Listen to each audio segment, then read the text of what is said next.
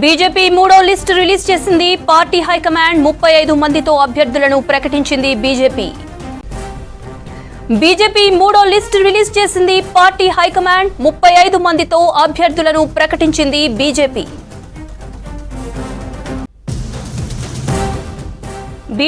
మూడో list release చేసింది. Party high command 35 మందితో అభ్యర్థులను ప్రకటించింది. బీజేపీ మూడో లిస్టు రిలీజ్ చేసింది. పార్టీ హైకమాండ్ 35 మందితో అభ్యర్థులను ప్రకటించింది.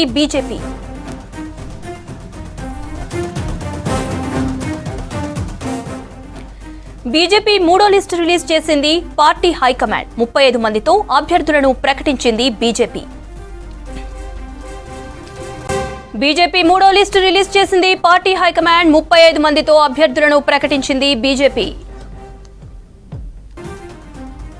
దీనికి సంబంధించిన మరిన్ని డీటెయిల్స్ బ్యూరో చీఫ్ సత్యం అందిస్తారు. సత్యం, తెలంగాణ బీజేపీ మూడో లిస్టును రిలీజ్ చేసింది. 35 మంది అభ్యర్థులతో మూడో లిస్టు చేసింది. ఇప్పటివరకు 53 మొదటి లిస్టు 52 మందితో, రెండో లిస్టుని ఒక్క అభ్యర్థితో రిలీజ్ చేసిన బీజేపీ మూడో లిస్టును 35 మందితో రిలీజ్ చేసింది. ఇంకా 38 మంది అభ్యర్థులను బీజేపీ ఇంకా రిలీజ్ చేయాల్సి ఉంది. ఇక ఇప్పటి వరకు ఆసక్తిగా ఎదురు చూస్తున్న తెలంగాణ బీజేపీలో ఎవరెవరికి అభ్యర్థులను ప్రకటన చేస్తారు? కొత్తగా పార్టీలో వచ్చిన వారికి టికెట్ ఇస్తారా, లేక పాతగా బీజేపీలో పనిచేసిన వారికి టికెట్లు ఇస్తారని కూడా ఆసక్తిగా ఎదురు చూశారు. కానీ ఎల్బీనగర్లో సామరంగారెడ్డికి, అదేవిధంగా మంచిర్యాలలో ఎర్రబెల్లి రఘునాథ్కి, అదేవిధంగా ఆసిఫాబాద్లో అజ్మీరా ఆత్మారాం నాయక్కి, బోధన్లో మోహన్ రెడ్డికి, అదేవిధంగా బాన్సువాడలో ఎండాల లక్ష్మీనారాయణకి నిజామాబాద్ అర్బన్ నుంచి టికెట్ అడిగారు. కానీ ఆయనకి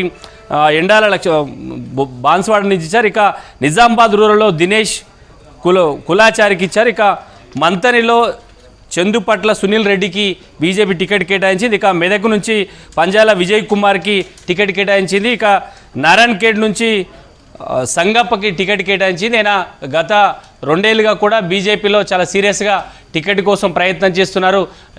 సంగప్పకు బీజేపీ ఎట్టకేలకు జాతీయ పార్టీ టికెట్ కేటాయించవచ్చు చెప్పొచ్చు. ఇక ఆందోళన నుంచి బాబు మోహన్కి టికెట్ కేటాయించింది. ఆయన ఇటీవల పార్టీలో అసంతృప్తిగా ఉన్నారని ప్రకటన చేశారు. తాను పోటీ చేయను, పార్టీలో నేతలు ఎవరు తనకు సహకరించడం లేదంటూ ఆయన కామెంట్ చేసిన తర్వాత బీజేపీ నేతలు ఆయనతో చర్చలు జరిపిన తర్వాత ఆందోళన నుంచి బాబు మోహన్కి టికెట్ కేటాయించారు. ఇక జైరాబాద్ నుంచి రాజనరసింహకి టికెట్ కేటాయించారు. ఉప్పల్ నుంచి మాజీ ఎమ్మెల్యే ఎన్వీఎస్ఎస్ ప్రభాకర్కి టికెట్ కేటాయించారు. అక్కడ ఉప్పల్లో బీజేపీకి సంబంధించిన 2 వర్గాలు విడిపోయారు. ప్రభాకర్కి టికెట్ ఇవ్వద్దంటూ కూడా ఆయనకు వ్యతిరేక వర్గం పార్టీలో ఫిర్యాదు చేసిన ఎటకేలకు బీజేపీ సీనియర్ నాయకుడు మాజీ ఎమ్మెల్యే ఎన్వీఎస్ ప్రభాకర్కే టికెట్ కేటాయించింది. ఇక ఎల్బీనగర్ నుంచి సామరంగారెడ్డికి టికెట్ కేటాయించింది. ఇక్కడ 13 మంది కార్పొరేటర్లు బీజేపీ నుంచి గెలిచారు. అక్కడ మొత్తం కార్పొరేటర్లంతా బీజేపీ నుంచి గెలిచిన కార్పొరేటర్ల నుంచి సామరంగారెడ్డికి తీవ్ర పోటీ ఉండింది. కానీ అక్కడ నుంచి సామరంగారెడ్డికే బీజేపీ టికెట్ కేటాయించింది. ఇక రాజేంద్రనగర్ నుంచి తోకల శ్రీనివాసరెడ్డి, ఈయన అక్కడ బీజేపీ కార్పొరేటర్గా పనిచేస్తున్నారు. రాజేంద్రనగర్లో ఎక్కువ స్థానాలు బీజేపీ కార్పొరేటర్ గెలవడంతో అక్కడ గట్టి పోటీ ఉంటుంది. కార్పొరేటర్లకు టికెట్ కేటాయించకపోతే తామంతా రాజీనామా చేస్తామని బీజేపీకి అల్టిమేటం జారీ చేయడంతో ఇక తోకల శ్రీనివాసరెడ్డికి రాజేంద్రనగర్ నుంచి బీజేపీ టికెట్ కేటాయించింది. ఇక చేవేళ్ల నుంచి కేఎస్ రత్నమీన మాజీ ఎమ్మెల్యే, ఇటీవలే ఆయన బీఆర్ఎస్ పార్టీ నుంచి బీజేపీలో చేరారు. ఆయన టికెట్ బీజేపీ కేటాయిస్తుందా లేదా, ఎందుకంటే కొత్తగా పార్టీలో చేరారు. మాజీ ఎమ్మెల్యేగా ఆయనకు నియోజకవర్గమే గట్టి పట్టు ఉంది.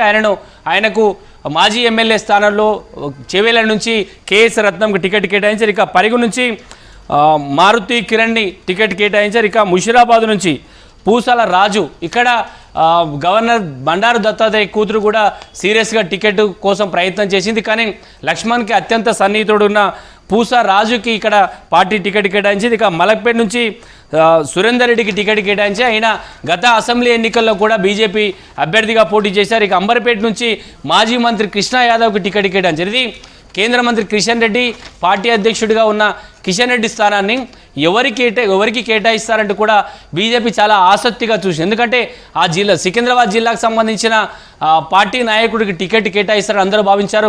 ఇటీవల కృష్ణ యాదవ్ పార్టీలో చేరే ముందు కూడా అనేక అభ్యంతరాలు పార్టీలో నేతలు కొంతమంది అభ్యంతరం వ్యక్తం చేస్తే ఆయనకు టికెట్ వస్తుందా లేదా అని కూడా అందరూ ఆసక్తిగా చూశారు. కానీ కిషన్ రెడ్డి తన సొంత నియోజకవర్గాన్ని మాజీ మంత్రి కృష్ణ యాదవ్ కేటాయించారు. ఇక జూబ్లీ హిల్స్ నుంచి లంకల దీపక్ రెడ్డి, ఈయన కిషన్ రెడ్డికి అత్యంత సన్నిహితుడు. కిషన్ రెడ్డి అధ్యక్షుడు కాకముందు నుంచి కూడా కేంద్ర మంత్రి కిషన్ రెడ్డికి చాలా సన్నిహితంగా వ్యవహరించిన నాయకుడు. ఈయన టీడీపీ నుంచి బీజేపీలోకి వచ్చారు. ఆయన జూబ్లీ హిల్స్ నుంచి టికెట్ ఆశించారు. కానీ కిషన్ రెడ్డి ఈ 35 లిస్టు చూస్తే, మూడో లిస్టు చూస్తే పూర్తిగా అధ్యక్షుడు కేంద్ర మంత్రి కిషన్ రెడ్డి మార్క్ చాలా క్లియర్గా కనిపిస్తుందని చెప్పవచ్చు. ఇక సనత్ నగర్ నుంచి మర్రి శశిధర్ రెడ్డి మాజీ మంత్రి, ఆయన కాంగ్రెస్లో చాలా సీనియర్ నాయకుడు. ఆయనకు బీజేపీలో వచ్చిన తర్వాత ఈసారి మంత్రి తలసాని శ్రీనివాస్ యాదవ్తో పోటీ పడడానికి బలమైన నాయకుడిగా కూడా మర్రి శశిధర్ రెడ్డిని బీజేపీ భావిస్తామని చెప్పదు. సికింద్రాబాద్ నుంచి మేకల సారంగపాణి, ఇక్కడ ఇద్దరు పోటీ పడి ఉండే, కానీ మేకల సారంగపాణి బీసీ నాయకుడిగా బీజేపీ నుంచి టికెట్ దక్కించుకోని చెప్పొచ్చు. ఇక నారాయణపేట నుంచి పాండురెడ్డి రతన్ పాండురెడ్డి, ఈయన బీజేపీ సీనియర్ నాయకుడు. ఆ నియోజకవర్గంలో చాలా పట్టుంది. ఎక్కువగా కర్ణాటక బార్డర్ నుంచి హిందూ బెల్ట్ ఓట్లను కూడా ఈజీగా బీజేపీ ఎక్కువగా సాధిస్తుంది. రతన్ పాండురెడ్డి పార్టీకి సంబంధించిన సీనియర్ నాయకుడు, ఆయనకు టికెట్ కేటాయించి చెప్పొచ్చు. ఇక జడ్చర్లలో చిత్తరంజన్ దాస్, గతంలో ఈయన సంచలనమే సృష్టించారు. ఈయన బీజేపీలో చేరిన వెంటనే బీజేపీ టికెట్ కేటాయించింది. ఇక మక్తల్ నుంచి జలంధర్ రెడ్డి, అదేవిధంగా వనపర్తి నుంచి అశ్వత్థామరెడ్డి ఆర్టీసీ యూనియన్ నుంచి బీజేపీలో చేరారు.